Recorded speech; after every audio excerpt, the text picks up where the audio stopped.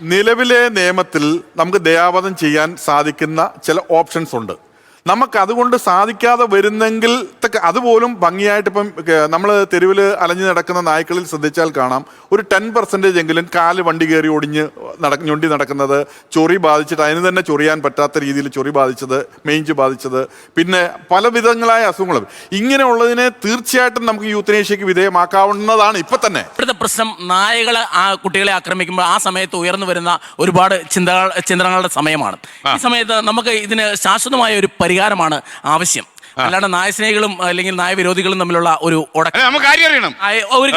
അതില് വേണ്ടത് ഇപ്പോൾ തെരുവിൽ അലയുന്ന നായ്ക്കളെ സംരക്ഷിക്കുവാൻ ഷെൽട്ടർ വേണമെന്ന് സുപ്രീം കോടതി പറഞ്ഞു. അതിനെ സ്വകാര്യ കമ്പനികളുടെ CSR ഫണ്ട് അടക്കം ഉപയോഗപ്പെടുത്തി അതിനുശേഷം വീട്ടിൽ വളർത്തുന്ന നായ്ക്കൾക്ക് ലൈസൻസ് കൊടുത്തുകൊണ്ട് അദ്ദേഹം പറഞ്ഞ പോലെ മൈക്രോ ചിപ്പ് കൊടുത്തുകൊണ്ട് അതുകൊണ്ട് മാത്രം തീർന്നില്ല, അതിന്റെ മരണശേഷം ഡെത്ത് സർട്ടിഫിക്കറ്റ് ഉണ്ടാക്കണം.